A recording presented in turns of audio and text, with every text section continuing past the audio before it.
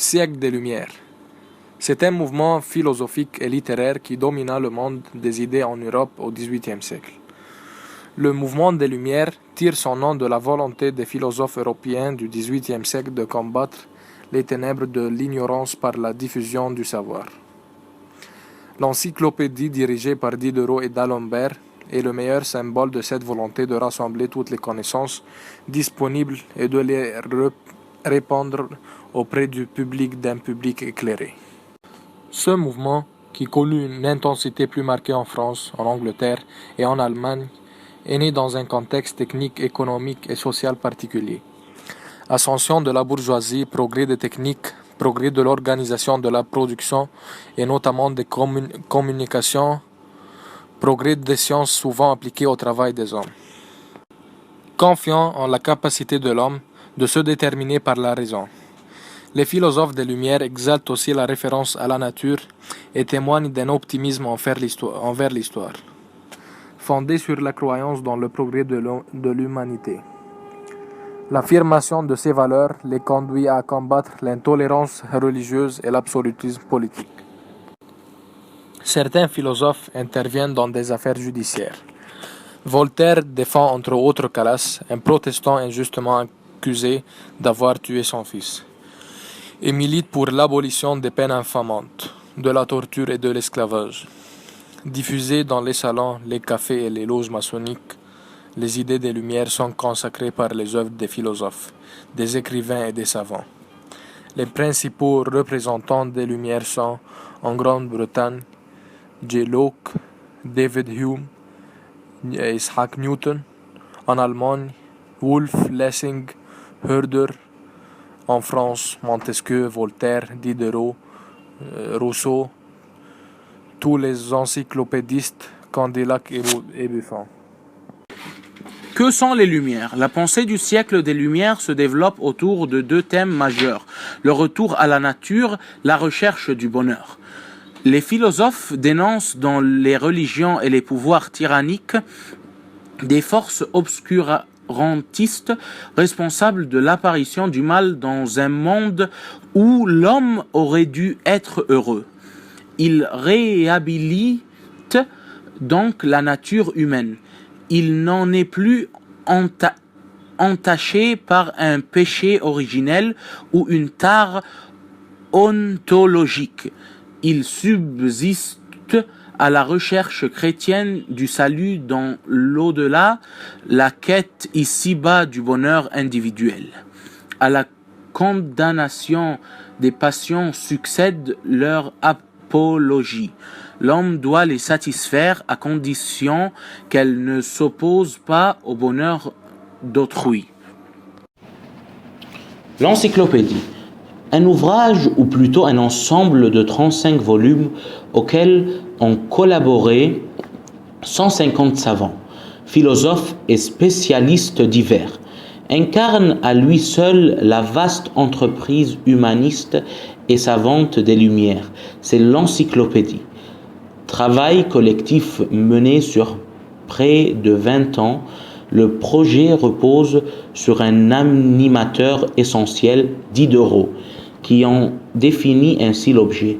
Le but d'une encyclopédie est de rassembler les connaissances éparses sur la surface de la Terre, d'en exposer le système général aux hommes avec qui nous vivons et de le transmettre aux hommes qui viendront après nous, afin que les travaux des siècles passés n'aient pas été des travaux inutiles pour les siècles qui succéderont, que nos neveux, devant plus instruits, deviennent en même temps plus vertueux et plus heureux. Mais cette somme est aussi un combat. Sa rédaction et sa publication voient se heurter raison et religion, liberté et autorité. Une révolution scientifique. La France du XVIIIe siècle ne peut s'enorgueillir d'avoir donné à la physique ou aux mathématiques des génies tels que Newton, Euler ou Gauss. Mais l'apport français au progrès des sciences est néanmoins indéniable. Tous les domaines sont représentés par de grands savants novateurs en chimie, Lavoisier, en mathématiques, Lagrange, Monge et Legendre, ou encore en botanique, la famille Jussius. Dès lors, l'esprit humain se délivre des contraintes théologiques et formelles pour s'intéresser à la nature dans une nouvelle démarche de recherche des connaissances caractéristiques de l'esprit même des Lumières. Les cafés et les salons littéraires. Le siècle des Lumières invente ou renouvelle profondément des lieux propices au travail de l'opinion publique. Ce sont d'abord les cafés où l'on lit et on débat, comme le Procope à Paris, où se réunissent Fontenelle, Voltaire, Diderot, Marmontel, et qui sont le rendez-vous nocturne des jeunes poètes ou des critiques qui discutent passionnément des derniers succès de théâtre ou de librairie. Ce sont surtout les salons mondains ouverts par tous ceux qui ont quelques ambitions, ne serait-ce que celle de paraître, et souvent des femmes jouent un rôle essentiel dans ce commerce des intelligences, dépassant le simple badinage et la préciosité, mais il faut y être introduit. Les grandes dames reçoivent artistes, savants et philosophes. L'essor de la bourgeoisie.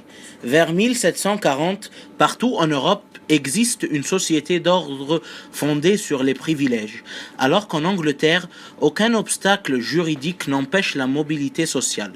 La France donne l'exemple opposé des groupes sociaux entiers, tels que les paysans, restent ignorés de la nation. Par contre, au sein du tiers-État, la bourgeoisie constitue une classe en pleine ascension dès lors qu'elle profite des développements industriels et commerciaux et cette période. L'essor urbain généré par le surcroît de population offre un cadre à ces nouveaux possédants qui cherchent à faire reconnaître leurs avantages en allégeant les entraves politiques et en évoluant vers une nouvelle société. On constate ainsi que beaucoup de philosophes et d'écrivains du XVIIIe siècle, Voltaire ou Beaumarchais, sont issus de familles bourgeoises aisées. Pour un despotisme éclairé. En matière politique, les Lumières mettent en cause l'absolutisme et érigent le despotisme éclairé en modèle de gouvernement. Il s'agit de subordonner les intérêts privilégiés et les coutumes au système rationnel d'un État censé représenter le bien public, de favoriser le progrès économique et la diffusion de l'enseignement, de combattre tous les préjugés pour faire triompher la raison. Ce despotisme éclairé inspira Frédéric II en Prusse, Catherine II en Russie, Joseph II en Autriche, mais les philosophes qui croyaient jouer un rôle positif en conseillant les princes, comme Voltaire auprès de Frédéric II et Diderot auprès de Catherine II, perdirent vite leurs illusions. Ce qu'ils avaient pris pour l'avènement de la raison et de l'état rationnel était en réalité celui de la raison d'état cynique et autoritaire.